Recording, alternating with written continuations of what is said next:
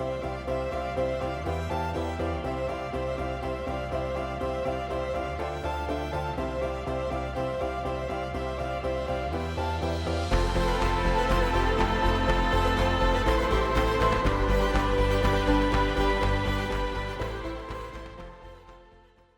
and welcome to the March 5th, 7:30 Conservation Commission meeting. If anyone else is recording tonight's meeting, please let us know now.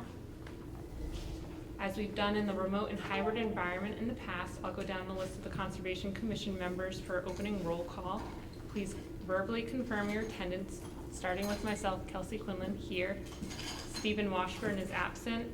Catherine Walsh is absent. Anil Prasad. Here. And Kalima Mustafa Woodberg. Here. Okay. So we'll start off with tonight's public hearings.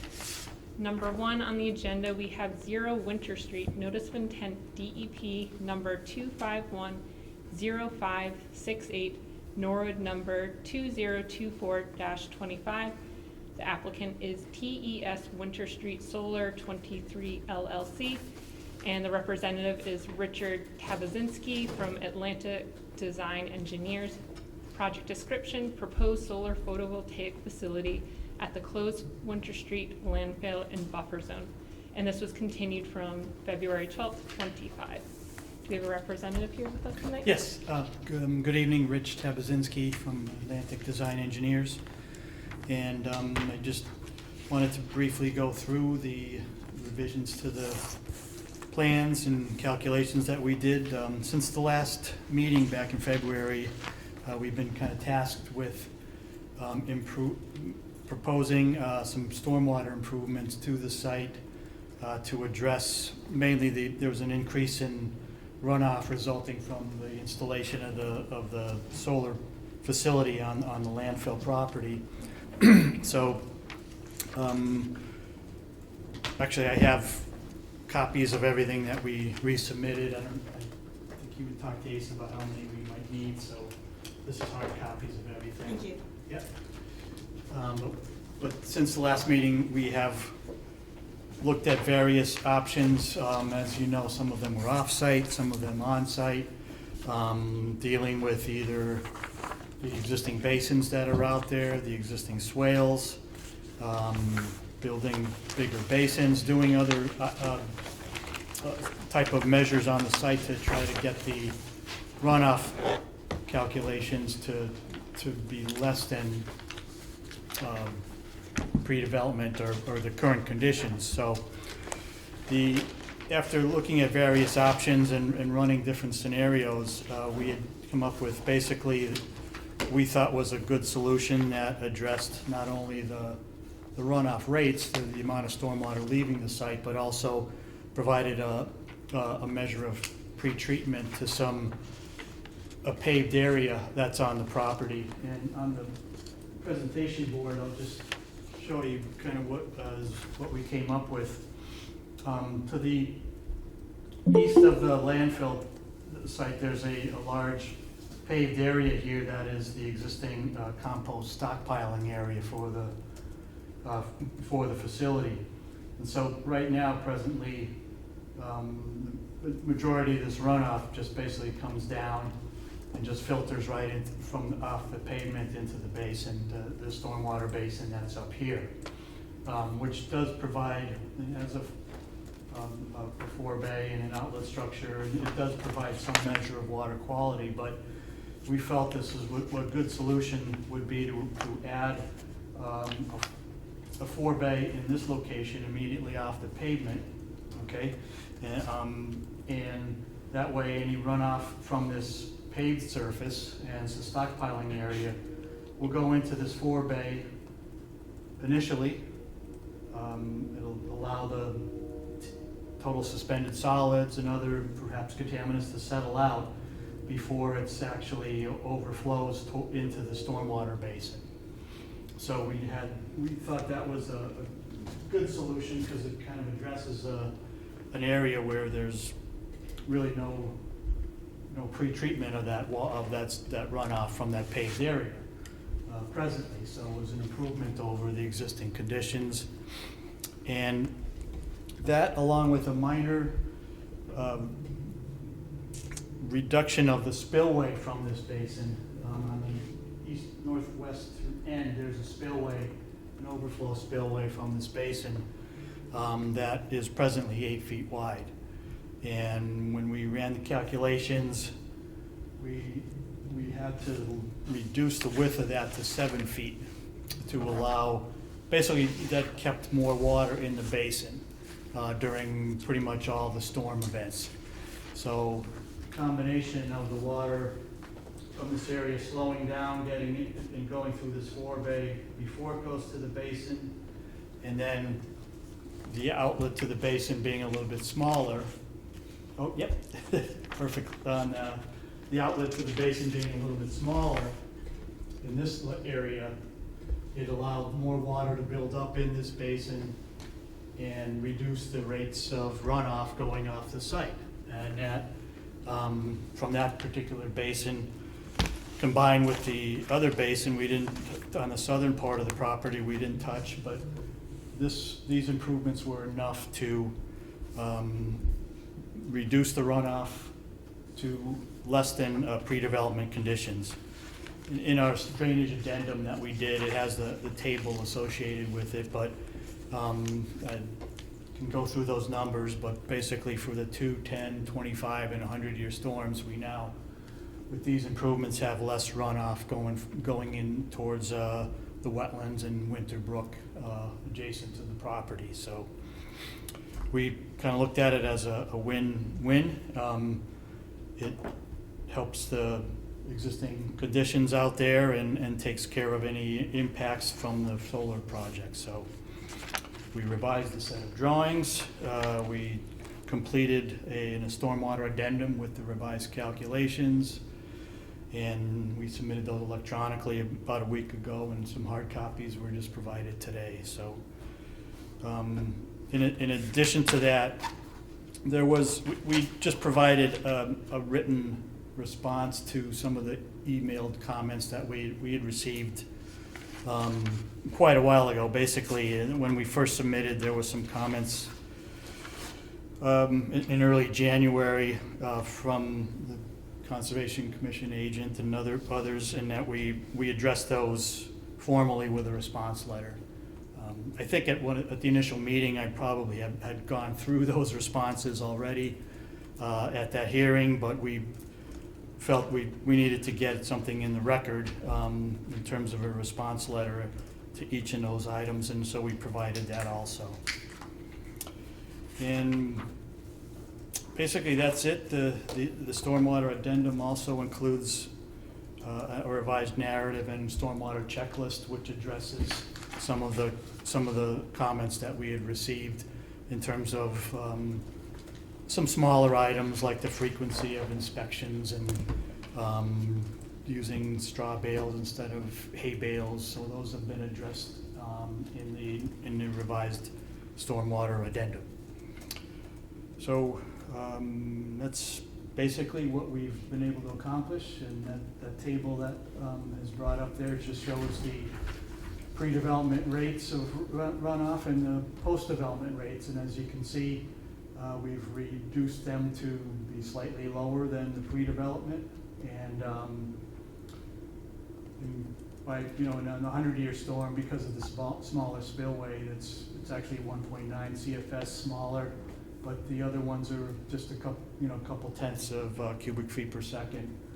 But again, being lower, matching the pre-development is basically what the stormwater regulations require. So I think we had received a favorable response from Mark Ryan, the engineer, the town engineer, was satisfied with the changes in terms of the DPW. So I guess we're just here asking you if you have any questions or if you feel the issues are satisfied, then not sure if there's anything else to go over.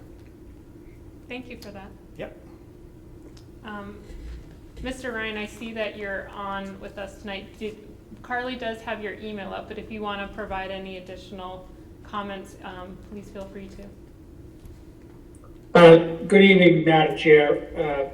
Yeah, I'll just reiterate what is on that email as I went over the proposal by the applicant, and I fully approve what they have come up with as a solution to take care of the concerns of the Conservation Commission, and Public Works is 100% on board with what they have presented. Great, thank you for that. Do any of the commissioners have any questions? I don't. It also looks like the Mass DEP also, who's this? Mark Stinson does not have any concerns about this as well. Yeah, I had touched base with him about having solar panels in the buffer zone of a bordering vegetated wetlands adjacent to a critical area, the Coldwater fishery. And he wasn't concerned about it because he stated that it's already a disturbed area of land. He was more interested in stormwater treatment. And so today the applicant's presenting their modified stormwater treatment plan. Good with me. Okay, come over. I don't think I have any questions. I think it's great that you're able to find a solution on site and that it's an improvement to the stormwater features. Carly, do you have any comments you want to share with the commission? I'm also glad that it's on site. I think that that is sort of helps us to support the neighbors who are concerned about increased potential for flooding. So I'm glad it's here. I'm glad there's more stormwater treatment. I don't know if you recall the detail that the stormwater will be treated coming from the paved area where DPW stores mulch and so forth, so that's great, some extra treatment there with the forebay.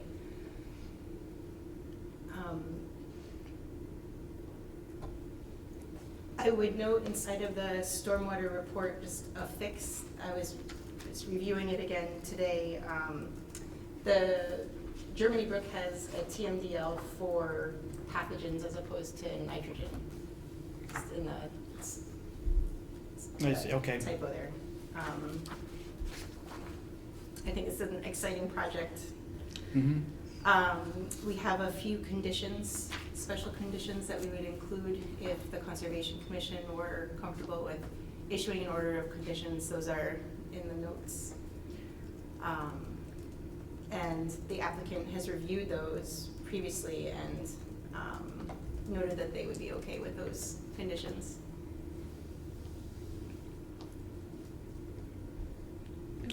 Question on one of the conditions, which is the routine inspections. Maybe I'm misinterpreting this, but are you saying every 14 days for the life of this solar farm, or 14 days up until it's stabilized? Stabilized. Okay. How often would the forebay need to be cleaned out? Is that an annual thing, like with a back truck, or is it something that doesn't require as much maintenance? I'm not as familiar with it. Usually I think the DEP stormwater management guidelines recommend that it be inspected at least twice a year. The maintenance and clean out of it is basically depends on how much sediment is built up in the bottom of it. So I think they consider if it goes past half the volume, they recommend that get cleaned out. But basically it's based on that, not a timeline, I guess. It's based on how much sediment gets built up in it. That makes sense. And so the instructions for maintaining the modified stormwater management BMPs is within an O&M, operations and maintenance plan for the site? Yes, yep. And that, I believe, is on, we've got an O&M program on the sheets, on sheet 8 of the project.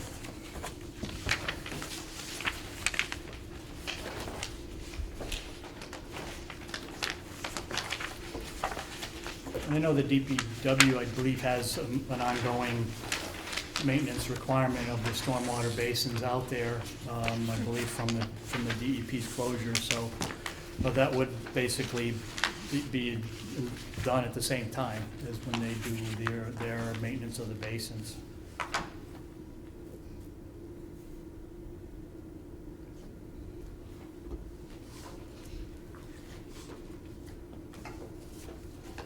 And one of the conditions that Carly mentioned is any of the disturbed grass area will be overseeded with native seed. Have you seen that successfully done before in terms of germination and growing? Yes, definitely, and it all depends on when they do it and the seasons and how much it rains when the seeding is put down. So to be honest, I've seen it work and I've seen it Okay. not work. That's It just fair. depends. Yep.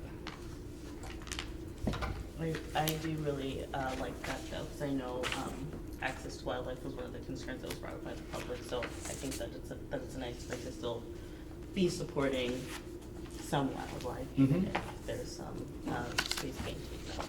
And yeah, I appreciate the care that you put into addressing all the concerns that we talked about previously. Thank you. Anil, what are your thoughts? No other concerns. I'm good with this. Yeah, I'd be interested to hear if anyone from the public has anything. Does anyone from the public in person or online would like to speak on this hearing? Okay. Carly, do you think it behooves us for you to read the special conditions out loud? Yeah. Okay, all relevant state and local permits must be obtained prior to the start of work. Because solar array construction is prone to erosion, routine inspections by an individual with adequate credentialing shall be required until the site is stabilized post-construction. SWIP inspections shall be conducted by a CESSWI or a CPESC, a PWS or a PE, at least every 14 days, and the results shared with the conservation planner. Compost filter socks shall be inspected after a half-inch or greater of rain. Straw bales shall be used instead of hay bales. And finally, grass shall be overseeded with native seed, and mowing only shall occur 1 to 2 times per year in order to produce a pollinator meadow in the jurisdictional land underlying the solar array. Okay, and if it'll please the commission to make a motion, I'll make that motion. I'll second. as stated with the special conditions. Yep. Great. All right, so I'll go down the list of the Conservation Commission members. Please state your position, starting with myself, Kelsey Quinlan. Aye. Anil Prasad. Aye. Kalima Mustafa Woodberg. Aye. Okay. Thank you very much. Okay, so the hearing's closed, we're Yeah. all set. Okay, thank you very much. So when does construction start? Don't know. That will be up to other parties that I'm not sure on. I know they've been anxious to get the approvals to get things going, so I'm sure it'll be soon. Yeah. We're really excited for this. Great, thank you. Thank you for your time tonight. Okay, number 2 for our public hearing, we have 277 Boston Providence Turnpike, a request for determination of applicability, Norwood number N2025-02. Our applicant is Michael Clemmy of the Toyota dealership, and he's representing himself. Project description, proposed alteration of vegetation around billboard in the wetland resource area. He's just emailed to say that they would like to request a continue. Okay, alrighty. So if it would please the commission, we could have a motion to continue this hearing until March 26th at 7:30, the Norwood Senior Center. I'll make the motion as stated. I'll second. Great. Okay, I'll go down the list of Conservation Commission members. Please state your position, starting with myself, Kelsey Quinlan. Aye. Neil Prasad. Aye. Kalima Mustafa Woodberg. Aye. Great, okay. Number 3 for our public hearing, we have 61 Endicott Street, notice of intent, DEP number 251-0560, Norwood number 2024-12. Applicant is Kevin Hochler of the Norwood Commerce Center, Representative Sue Spratt from McKenzie Engineering. project description. Proposed after-the-fact removal of existing structures and repaving in riverfront area and new work consisting of partial demolition of a building, construction of paved parking in riverfront area, planting and maintenance of a stormwater management system. This was continued from February 12th, 2025, and they have requested a continuance until March 26th, 2025. So if it would please the commission, we could have a motion to continue this hearing to March 26th, 25, 7:30 at the senior center. I will make that motion as stated. One second. Okay, and I'll go down the list of Conservation Commission members. Please state your position, starting with myself, Kelsey Quinlan. Aye. Anil Prasad. Aye. Kalima Mustafa Woodberg. Aye. Okay, and that closes our public hearing section of the agenda tonight, and we move on to the wetlands issues and updates. So, number one, we have a requested minor change to the Meadowbrook order of conditions. Carly, what do you say? All right, we do have Steph Harrison here to speak about this. Oh, wonderful. Do you want to give him her first? Do you want to? Yeah, if the applicant, yep, yes, please. Okay, great, thank you. Oh, I'm getting some feedback. We can hear you loud and clear, Steph. Okay, the feedback's just on my end. And it seems my camera's not working, even though I'm trying to do that, so I apologize for that. Okay, so the order of conditions for this project was issued by the Conservation Commission. Let's see, I have it open so I can give you the date. Nope. That's order of conditions was issued, excuse me for this. Just looking for the date. It looks like February of 2024. And the order of conditions did require erosion controls to be in place. Oh, I'm sorry, this is for the rehabilitation and bank stabilization of Meadowbrook. It is a portion of Meadowbrook below Murphy Field, the ball fields. And there's, I'm sorry, Carly, are you showing maps by chance? I don't have one in the room. I'll do that now. Okay, so it's just south of Murphy Field, and it's about 1,000 linear feet of Meadowbrook itself. This is as part of the overall stormwater management program that the town is working on, and it's really to restore conveyance and stabilize the banks. So this project was issued an order of conditions in February 2024, and that order of conditions requires that erosion control be in place before any work can begin. We came back to the Conservation Commission in December of 2024, in part because we were anticipating a new federal listing by U.S. Fish and Wildlife Service of the tricolored bat, and we thought that that would likely show up as a time of year restriction in the U.S. Army Corps permit that we were awaiting to receive. Although the listing has not officially happened yet, we have since received the permit, and that time of year restriction that we anticipated is exactly the dates that we were expecting, specifically for tree felling work. So in December of 2024, we came back to the Conservation Commission to discuss the possibility of tree felling to occur first thing when the contractor is on board, earlier in the project and prior to erosion controls. The basis for this was that tree felling could be done with minimum disruption, and it would be best to do that in the tricolored bat dormant period when they were not roosting in the trees. As part of those discussions, I believe that we discussed hand felling, and we discussed approximately 31 trees to be felled early on. And the memo that was issued by the Conservation Commission in December of 2024 following that meeting allowed for felling of trees earlier in the project timeline than planned, and prior to the erosion controls.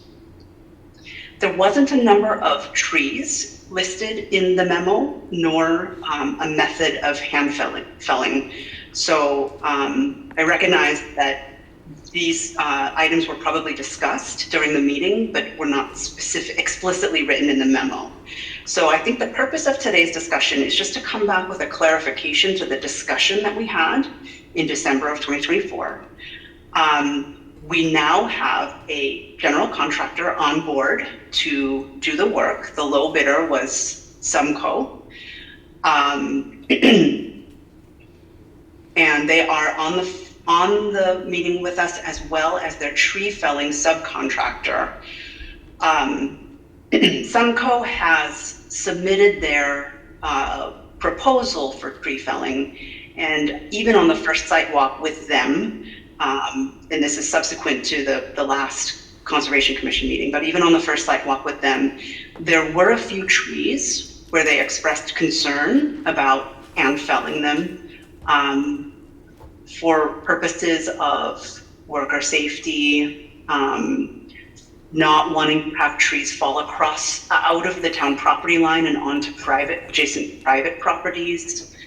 And so they have come up with, they are working with Ethical Tree Services of Wrentham, Mass. They understand the town's intent to be minimally disruptive, but they also have pointed out the need to use some equipment, bucket trucks for access and safety in aiding in their tree felling work.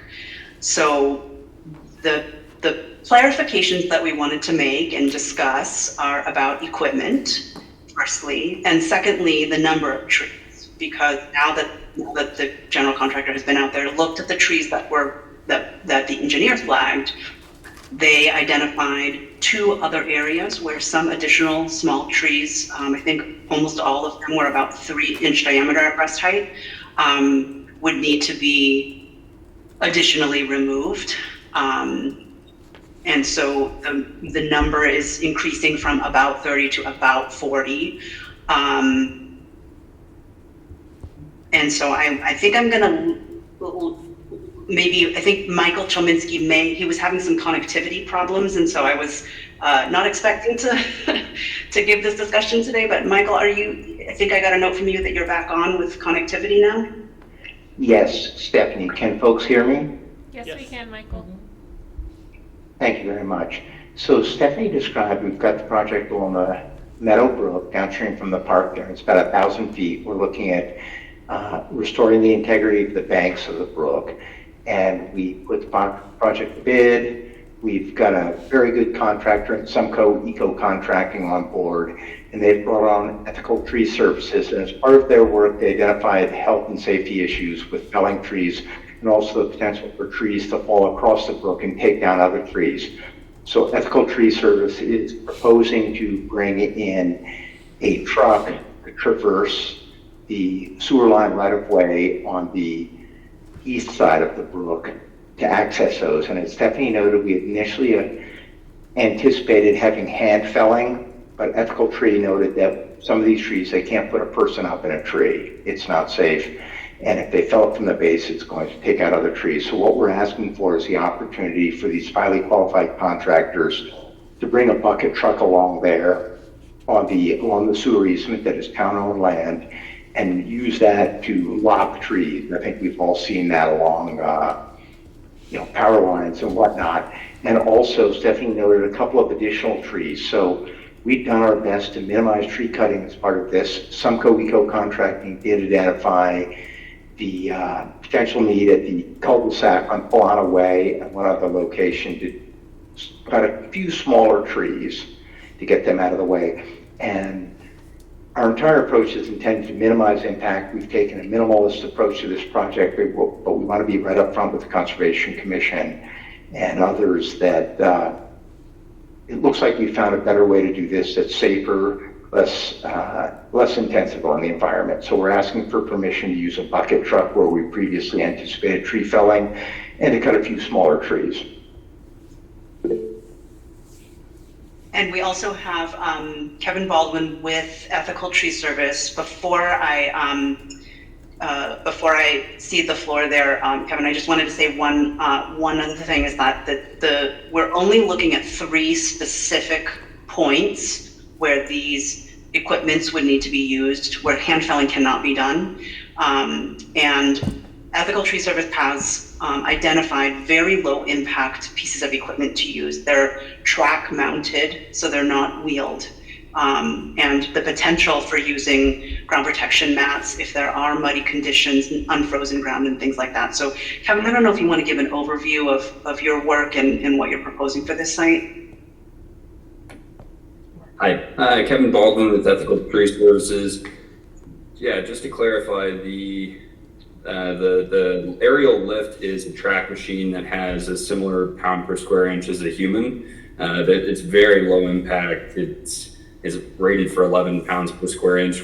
Rather than being a 30,000 pound bucket truck, it's approximately 8,500 pounds. So we're talking very minimal impact.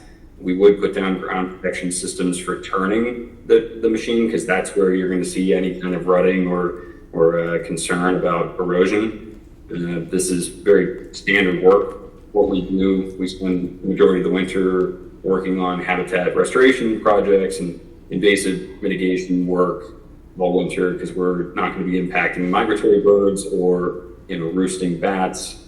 So this is all pretty run-of-the-mill work for us. And again, it's going to be 3 set points. One coming right off of Sunnyside. There's another about 2/3 of the way down where there's a triple stem locust. And then the third setup would be right at the fence line where the protected land is. The remediation, that previous remediation site that's further south, southeast. The rest of the work on the residential side of the stream would be done via climbing and lowering material, blocks and pulleys. And again, a lot of these trees could be dropped, but then we're talking about collateral impact and breakage of healthy trees. So that's our plan. Great, thank you for the explanation. So are those, I don't know if everyone can see the map Carly is depicting, but are those 3 blue dots the points in which you'll be using this equipment? That's correct.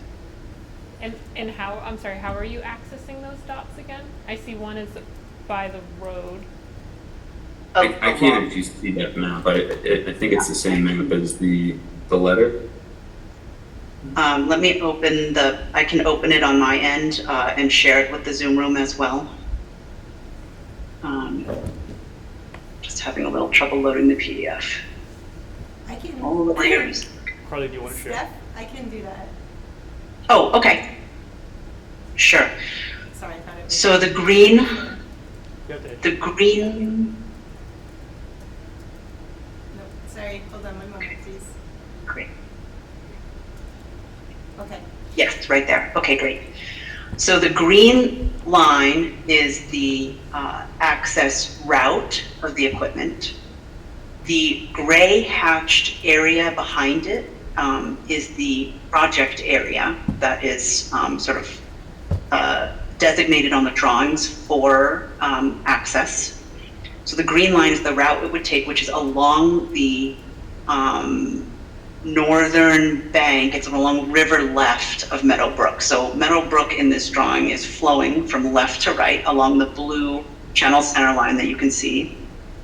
And so on river left, we have the 3 blue dots being the access points. So it's, potentially a once through, depending on what they do at the cul-de-sac there. If they remove one panel of fence, they can get through to the cul-de-sac there.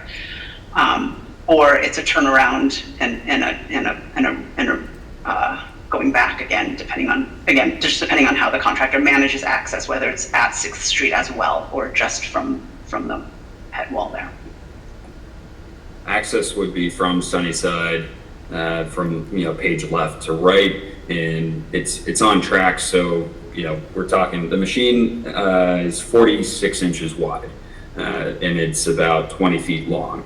So it's, we wouldn't have to turn it around. It's multi-directional, front, forward, and backwards. So there would be no turning points. The blue points are where we would set up to use the aerial lift for the more advanced felling. The rest of the trees in between would be done via climbing and or via rigging from the ground.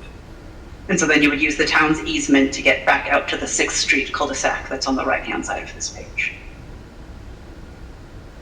I think that would involve taking down a fence or going, yeah, and I don't necessarily think that needs to be done. I think it's, you know, less wear and tear to just go back out through Sunnyside. Perfect. Great, thank you. Any questions? Not right now. I think we'll want to hear what Carly has to say. I think that they have a good plan. I had brought up at the point where they have requested additional felling of 4 trees at Page Right. It's along a small driveway that's owned by the town. I suggested that they replace those trees with woody plants to help protect the stream on the other side, because there'd be no large sort of protection of the stream corridor there. It could just be with live staking. I know I brought that up with Steph, which would be a lower cost way of creating more woody plants there as protection. But otherwise, I thought this seemed like an acceptable plan. I know afterwards any disturbance will be reseeded with native seed. To me, it did seem acceptable. Okay, great. Any comments from the public, whether in person or online? Okay. Kalima, Emil, any comments or questions? One question about the encroachments. Do you have pictures of that?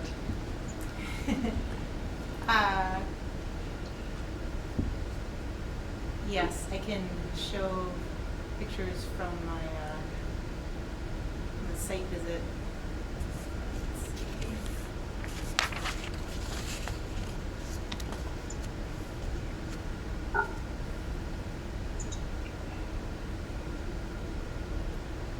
I suspect the yard waste dumping could be cleaned up, but the sheds built on town land and those kinds of things, I don't know how that'll get moved. Yeah, I think that's going to need some communication with the landowners. Yeah, the project scope does not include removal of any sheds that are currently on the town property. Okay. The contractor will not be doing that work. There are some debris piles, and there is a small structure that's very close to the riverbank that appears to be made out of like wood scrap, plywood. That is planned for removal, and I know that Mark Ryan was planning to do a little bit of send a letter to that property owner, to the property owner that we suspect is either using or has erected that structure because of the footpath next to it. So he will be reaching out to that property owner. Got it. There is a manicured lawn that comes well into the easement. This one right here, actually, that Carly just had up. There's a manicured lawn that comes well into the easement, and this one right here. And this property owner, Mark, has already spoken to them, knocked on their door and talked to them about their lawn and the need to use that town property for this project. But the contractor will be reseeding, restoring the lawn and reseeding the areas. We did come across a shed that looked very new. Yes, but it is not in the contractor's way, although it appears to be partially on town property. Yeah. It's not in the travel path that the contractor would likely use, so we did not see the need to remove it. There are multiple sheds on town property along this reach of the brook. Okay. That seems okay. Oh, okay, all right. I think I'm good. Okay. That'll be handled outside of the scope of this. That's fine. Thank you. Well, this sounds perfectly acceptable to me. Carly, what are we looking for here? Is there a motion to be made, or? I don't believe there's a motion. This is just a requested minor amendment. I think it's support of the Conservation Commission.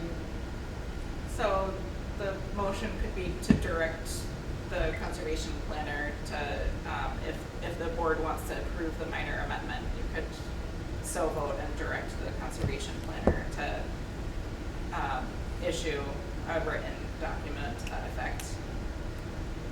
Thank you, Alex. Thank you for being here. Hi, Alex. Kalima and Anil, does this seem agreeable to you? Okay. One of you have to make that motion. I can't. I will make the motion for the conservation planner to issue written documentation, instructions to the applicant for the requested minor change to Meadowbrook order of conditions. Thank you. Do I have a second? I'll second. Okay. All right. I'll go down the list of Conservation Commission members. Please state your positions, starting with myself. Kelsey Quinlan, aye. Anil Prasad. Aye. Kalima Mustafa Woodberg. Aye. Okay. Thank you all for being here and for the explanation tonight. Thank you. Okay. Item number 2 on wetland issues and updates. We have requested minor change to Route 1A at Fulton, Washington Prospect intersection for the order of conditions there. Is there anybody here to speak on this topic tonight, Carly? I do believe so. Denise? Hi, my name is, sorry. My name is Denise Carnes. I'm with VHB, speaking on behalf of MassDOT. And I have some PDFs that could show my screen. Sounds good. Thank you.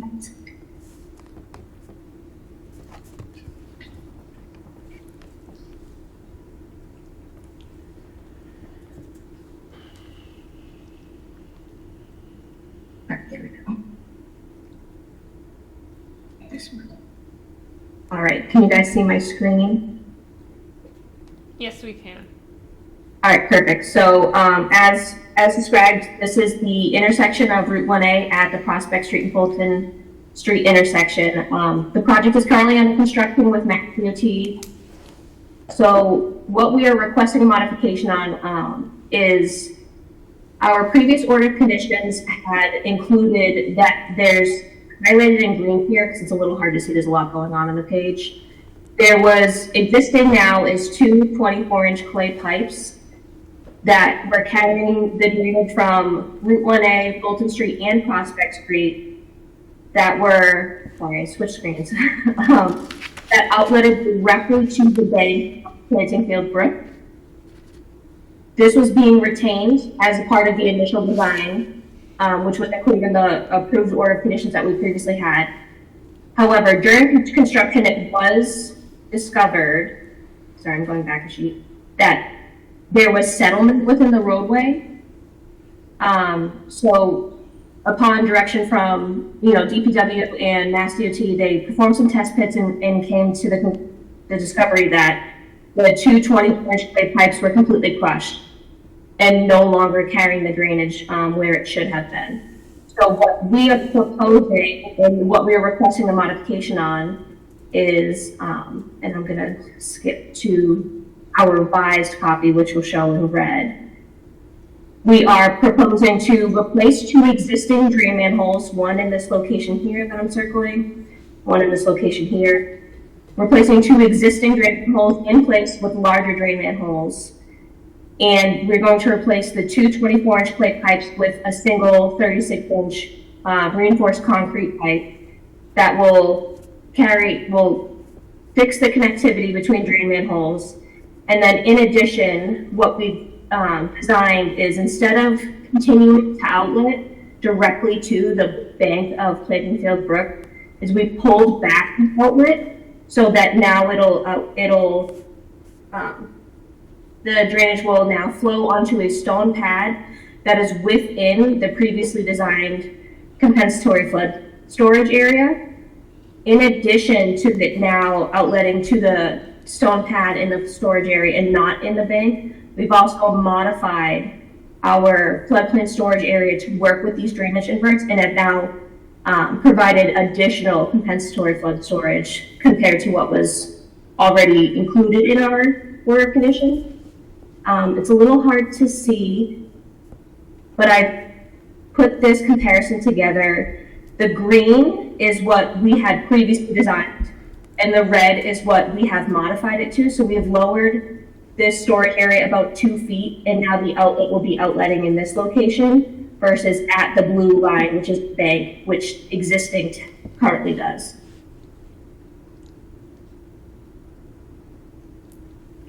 Denise, what is a stone pad? That's not riprap, correct? No, it'll be like this. Well, it'll be the stone for pipe ends. So it'll be smaller than the riprap stone, about like the modified Rockville stone size. Okay. Thank So you. it should act as like a dissipation area. Wonderful. Well, I think that's great that you're going from clay to concrete. That's always an improvement. Yes. Is anyone else here to speak on this issue? Mr. Ryan? Thank you, Madam Chair. Yeah, I mean, Public Works and the town are fully supportive of this change. While this is a state project and a state-controlled intersection, you know, the town of Norway advocated for this traffic signal to be installed starting back in 2008. So we've worked with the state for many years to get designed and funded for construction. So we're very fortunate for that. And we're very fortunate the state's going to step up and replace this pipe that is crushed. As Denise said, DPW worked with the state to send a camera down the pipe, and we get some really good images that the pipe was in danger of complete failure. So we caught it at the right time. We're very lucky that this is going to be included in part of the project, and we fully support the proposal as presented. Great, thank you, Mr. Ryan. That's very helpful. Do any commissioners have any questions for the applicant? What is controlled density fill? It's like it's a form of concrete that hardens quickly, so it's used in construction projects when you don't have adequate space for compaction. So if pipes are really close together, if you can't get enough compaction, to use controlled density filled so there's no voids, because the last thing you want to do is construct a new roadway and then drive over it and see settling. So it'll just help prevent settling. Got it. Okay. Thank you. Carly, do you have any comments to share? Yes, I think this is a great project. And I do have a question. If you could help the Conservation Commission visualize, you said that there is an increase in overall floodplain storage, but there's slightly less storage proposed at certain elevations. So could you describe what could the Concom expect to see should there be a rain event and the stormwater is entering this area? So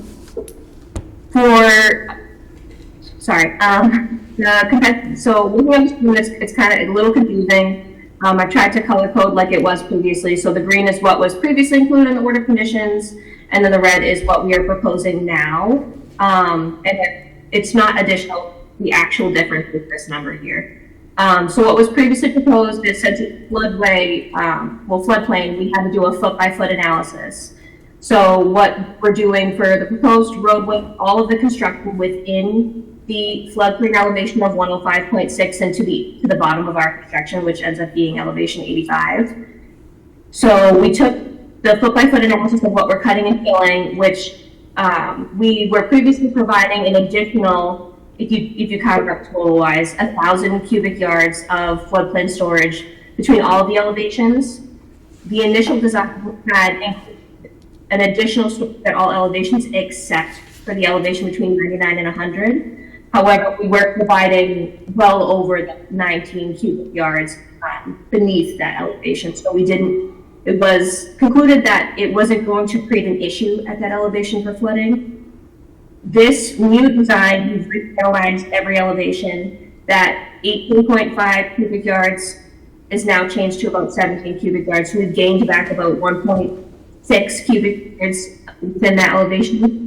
However, we are still in a surplus of additional floodplain storage. It's just the comparison is for like the elevation of 105.6 to 105.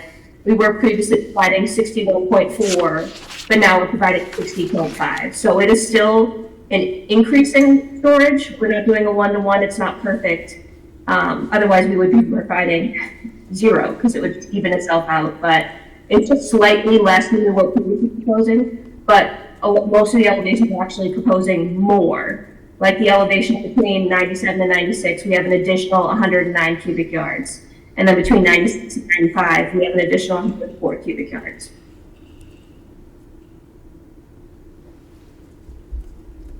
Thank you. Sorry. The question was what would we expect during a drainage event? The drainage design out here has been designed for a 10-year storm. This should assist in that, any flood activities. But the roadway itself, the roadway drainage, we have proposed essentially a highway design, drainage design system within the roadway because there has been flooding issues in the past. That's not being changed. That has already been addressed as a part of the original plan. Thank you. Looks like Mark's hand is up. Mr. Ryan, do you have any comments or questions? I see your hands raised virtually. Oh, it's still raised. I'm sorry, Madam Chair. No, I do not. Okay, wonderful. And Carly, does that satisfy? Okay, great. So are we looking to perhaps, if it would please the commission, to do a motion to allow the conservation planner to verbally okay this? I will make the motion for, well, this is authorizing some minor project amendment. Is that it? Okay, so I'll make the motion for the conservation planner to authorize the minor project amendment for this is the Route 1A Fulton Washington Prospect intersection. I'll second. Thank you both for that. I'll go down the list of Conservation Commission members and please state your position, starting with myself, Kelsey Quinlan, aye. Anil Prasad. Aye. And Kalima Mustafa Woodberg. Hi. Great. All right. Thank you all for being here and thank you for the detailed explanations. Thank you very much. Thank you. All right, we're moving on to number 3, item number 3 in our wetland issues and updates. That is the extension for 87 Plantation Circle Order of Conditions. Is there anybody here tonight to speak to this? Nope. Okay, Carly, would you like to speak to this? So this is mostly just an update for you. There's no motion to take, no activity to take on this. It's that this homeowner asked for an extension on the construction of an addition, and it's automatically granted through the Mass Leads Act. So I wanted to make you aware of that. Okay. All right, moving on to Conservation Commission business. Number 1, we have the Cooper Park update, stormwater BMP design change. Looks like we have Ilex here with us tonight. Our guest of honor. Thank you.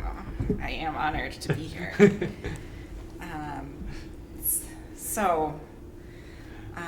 I have good news and bad news about the Cooper Park.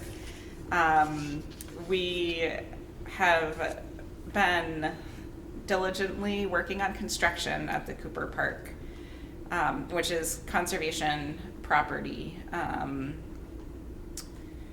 It's substantially completed at this point. One of the last portions of construction that the contractor was working on was a bioretention area at the end of St. Paul Ave, which is the street that's closest to Hasbrook. Really, I don't know, are you able to pull up a map or a plan by any chance? And they had been using this area as a stockpile area throughout the course of construction. So they got rid of their stockpile and started digging a bioretention area. This was in December, discovered some buried rolled flooring that had been hidden there, which we suspect came from across the street at the 83 Moore Street was a former flooring factory. Naturally, we were suspicious that this buried rolled flooring may have had asbestos in it. And so the contractor at that time stopped work, covered all of that soil in tarps, and we entered a contract with GZA, who we're lucky to have in town, to help us test those that material to confirm whether or not it has asbestos. They took 18 samples and, to my shock and delight, found that it was not asbestos-containing material. The soil in that location is mixed with fragments of this flooring material, which does mean that we have to put the sort of like mix of soil and fragmented flooring in a landfill rather than being able to reuse it on the site, or there's sort of in the dirt trade, you know, if it didn't have this material, it could have been used in another site as loom. To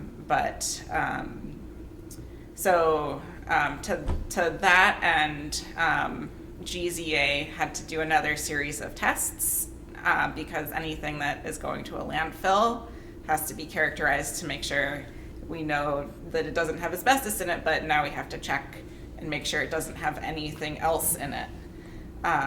And again, to my shock and delight, this soil came back below reportable concentrations in Massachusetts for all of the materials that they tested for in this soil. So the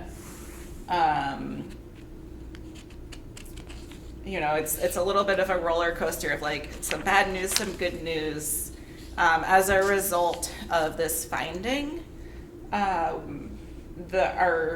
design firm, Horsley Witten, has been working to redesign that bioretention basin at the end of St. Paul Ave, and unfortunately make it smaller than it was designed to be, because we've been advised by GZA that really the wisest course of action is to dig as little as possible beyond what's already been dug up, because really we have the potential to set ourselves, if we keep digging, onto an endless cycle of having to retest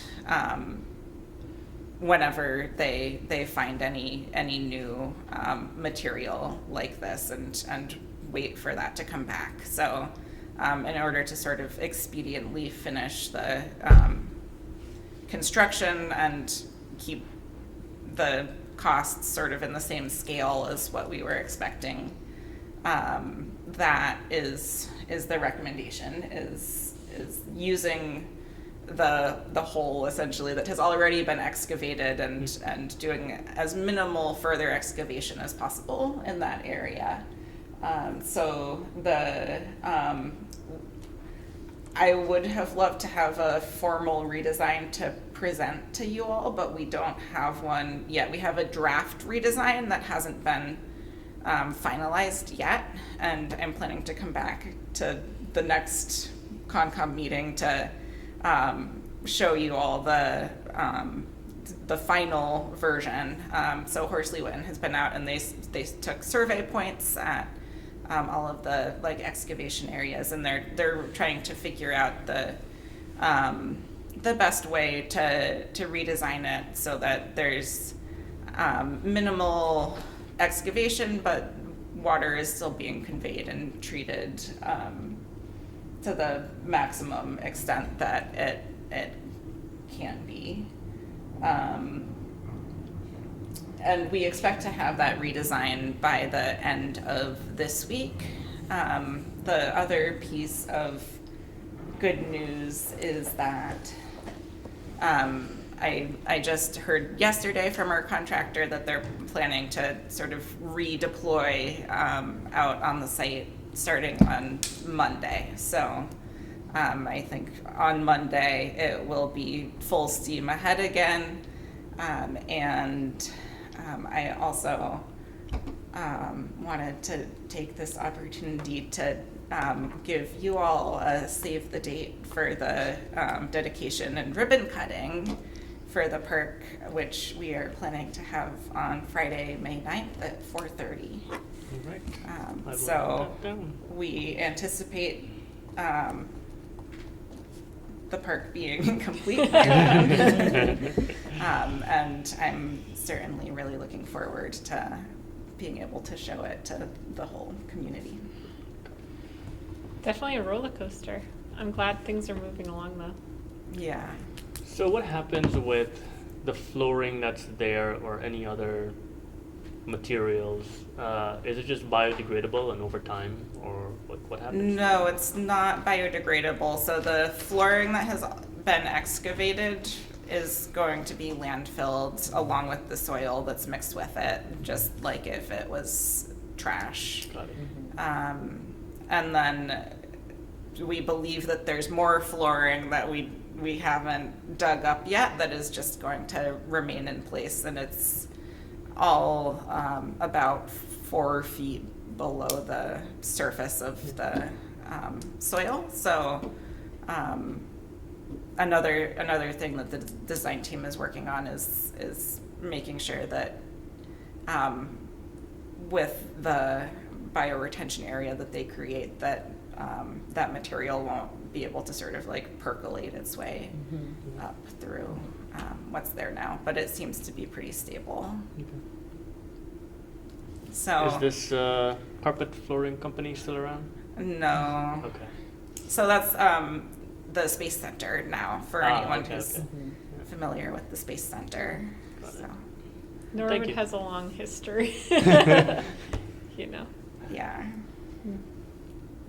So I do anticipate being back, and much like a couple of other projects, requesting a minor amendment from you all, but I want to have the complete plans in place to actually formalize that.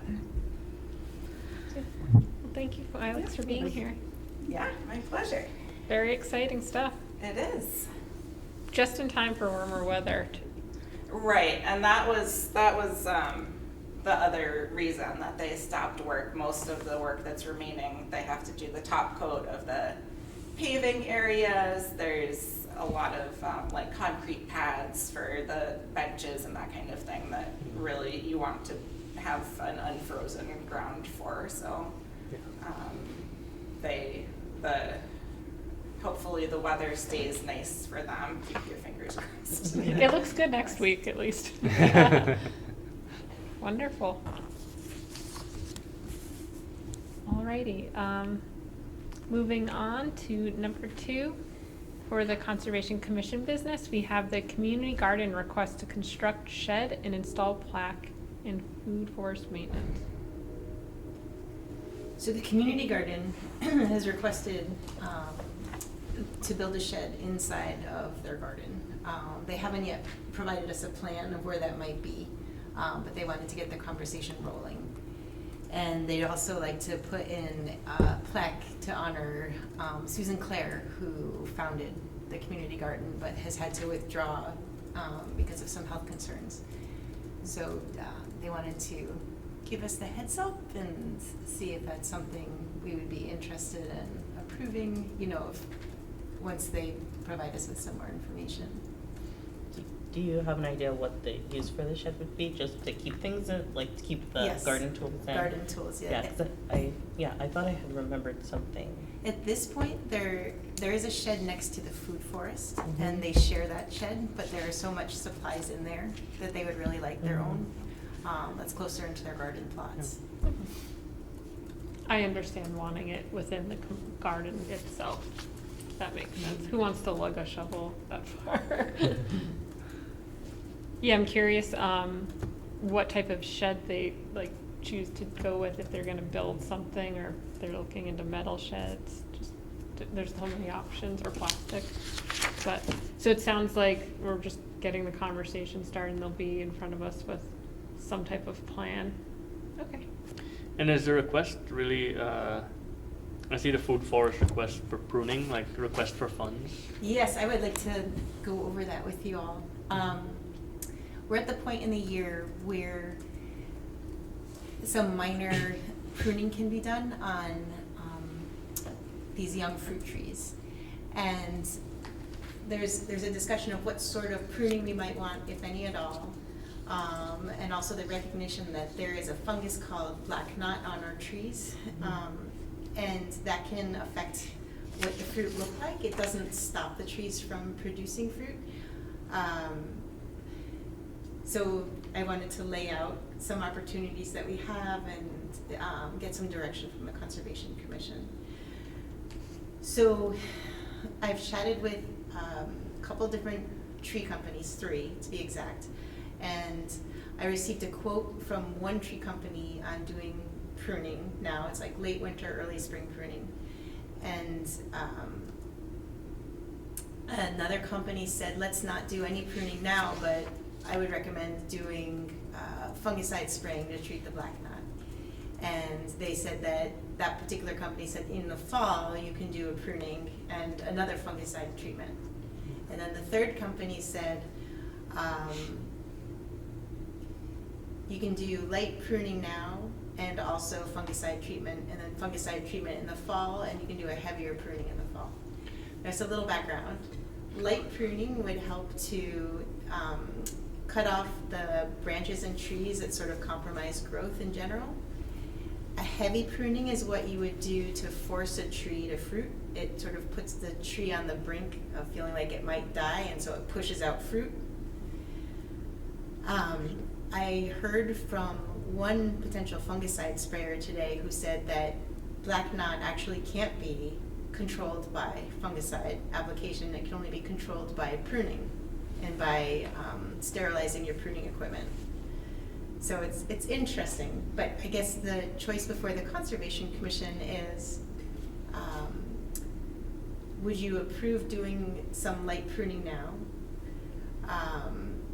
And that would include pruning off the black knot, which is on our cherries, and I'm not sure what else, but we have maybe like 6 trees. Cherries and plums, which are both in the prunus genus. They grow in the, because I thought they're tropical fruits, so that they grow here. Yes. There's hope for my mangoes.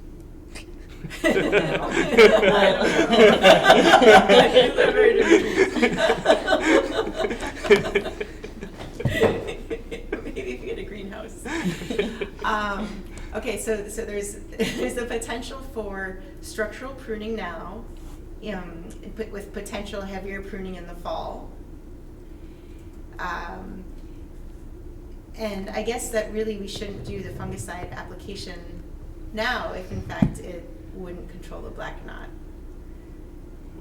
So then we have so far 2 different price estimates. I should get one more because one tree company didn't provide a pruning price estimate as a matter of best practice. But the cost would be about, let's say, $2,200 to $3,000 for light pruning for the spring. We do have more than enough money in that account. I think it's like $35,000 at this point, so we can cover that. So the question is for the Conservation Commission, would that be something that you would support my pursuing? Spending approximately up to about $3,000 on pruning. We have a quote from Tree Tech, and we have a quote from McKinney Brothers. Royer didn't provide a quote for spring pruning. So I guess from processing all that information, do you have questions, or do you have comments? Yeah, can you talk a little bit more about the effects of the black knot? From what I read, it will affect the way fruit looks. It might diminish fruit production, but it doesn't stop it. It spreads, and so you would want to get it under control. And not just from within a tree, but from tree to tree. Yes, and it can spread on cutting equipment too if it's not sterilized. I'm slightly confused about the recommendations about when to prune and fungicide, because it seems like all three of the companies are all over the place. Do you have a preference or a recommendation? Well, Mark Negron, who is sort of our lead volunteer for helping to maintain the food forest, he got in touch with Shannon Baruch, who is a employee of the Boston Food Forest Coalition, and she has given pruning workshops previously, like pruning trainings at our food forest. And her opinion is that pruning would be helpful now. It would be? Yes, she Okay. thinks it would be helpful now. It seems to me from these different things that I've heard that more people are supportive of light pruning now, not of heavy pruning now, and not of doing nothing currently. So it seems to me that seems to be sort of a common desire of more of the majority. Yeah. Okay. I like the idea of initially starting with light pruning before using fungicide, especially since the hope is this will be edible fruit. So I certainly, and I know that there's been a lot of efforts from so many different parties to get this food forest where it is today. So I support the Concom giving you the green light to continue that progress and making sure we don't lose any trees. But that's just my opinion. Yeah, I would definitely support pruning. I would want to talk a little bit more if we are circling to the conversation of fungicide. I'm a little more resistant to that, especially on like cherry. But if you're for like the pruning in the early season, I think that would be totally supportive of funds being used for that. I'm in support of using the funds for light pruning. There was one interesting suggestion that was made by the man who called today, who I had asked for a price quote for fungicide spraying. He said that when you have a tree with black knot fungus on it, a helpful thing to do is to plant young trees near it of the same species, so that if the tree infected by a black knot ends up dying, you have other replacement trees around it. Fascinating, but if it's transmissible, whatever, fungi, wouldn't the small trees also get it? Potentially, unless we pruned it off and removed all the infected material. I would add, there's a number of wild cherry trees at Endine Park that have black knot, so I think it's likely to remain present in the trees there. So it sounds like you're looking to get additional quotes. So if the three of us are in support of this general idea, we're giving you the go-ahead. Great. Okay. Thank you. Alrighty. Number 3, we have proposed conservation fee schedule change. Are we looking to discuss that? Or did we miss the town council letter? Did I miss one? I'm sorry. Town council. Oh no, I'm Let's on go number for 3. Oh, Oh, it's different on these. Okay. I'm gonna stick to this official agenda. Okay. Carly, do you want to speak to this, or do you want to? I The believe. fee schedule, I can speak to it. Okay. So, yeah, I met with Alex and Carly last week before, I think. I'm losing track of my days. But we essentially tried to look at using the proposed fee schedule and doing a comparison for the last 3 years and projecting what the fees would be. But it's going to turn out to be a science project because of how much, I guess, how much variability there is in, like, I think we looked at 2021, 22, 23, 24 income from like the fees, and it's ranging from, I don't know, 6,000 to like 50,000 or something. Like, there's no, so if we, one of the stories, if we did a comparison or if a projection, it would not be of value to us. Like, we would not be able to tell whether the proposed fee structure would be detrimental or beneficial.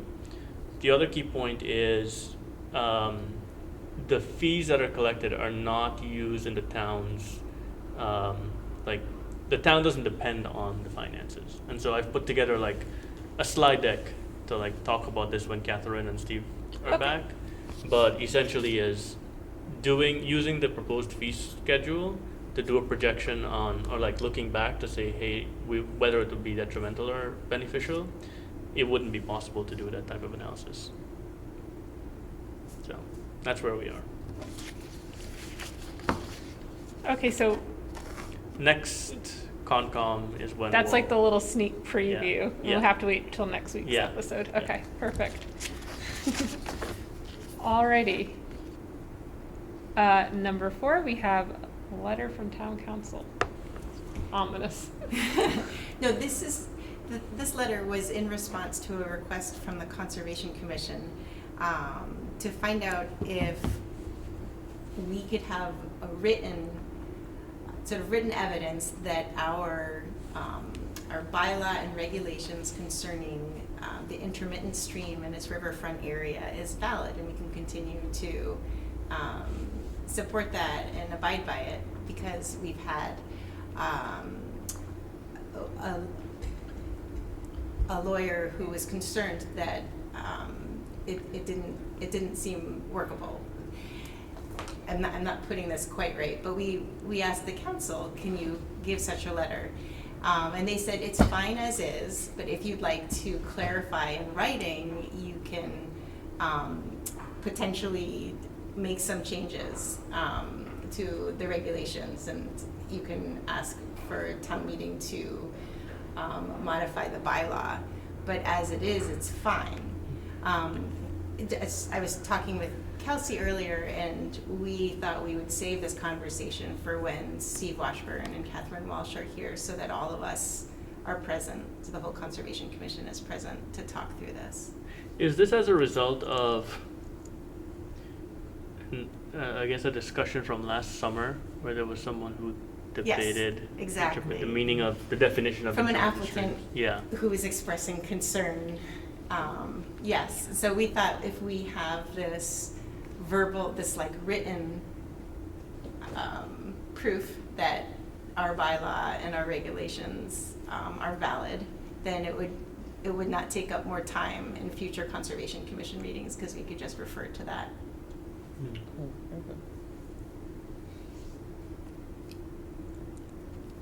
So we thought we would wait till March 26th to discuss that. Sounds great. Okay.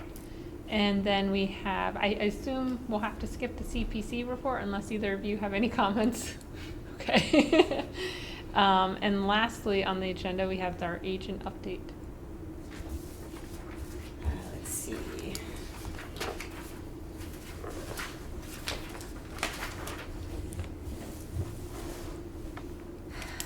Okay, we went to the Massachusetts Association of Conservation Commissions conference this weekend with Kelsey and Kalima and 2 of the commissioners from the Trails Committee. And I thought that was very informative there. I would recommend Anil in the future. Heading there, it's twice a year. It's a great opportunity to learn about a bunch of different subjects and to make connections with other commissioners. I visited the Willett Pond Dam and watched them test out the low-level pipes which they had repaired. So that's great news. They're at 100% completion. They were just doing some cleanup, and they're going to wait to apply for the certificate of compliance till they've reseeded the disturbed areas and the seeds have germinated. Beyond that, Kelsey, I wondered if you might talk a little bit about the comprehensive plan and Oh, opportunities yes, for absolutely. input.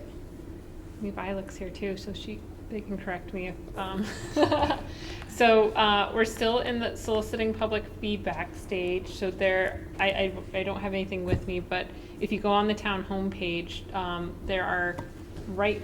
there's a place that brings you to the website for the comprehensive plan, and there is a survey that each individual can take and provide opinions, and then there is a link to like a web map where you can add in very like geographic specific comments in various categories. That one's really cool, and it's nice because you can see what other folks have suggested for town, or it was on the front page. Oh, small group visioning discussions, that'll get you there.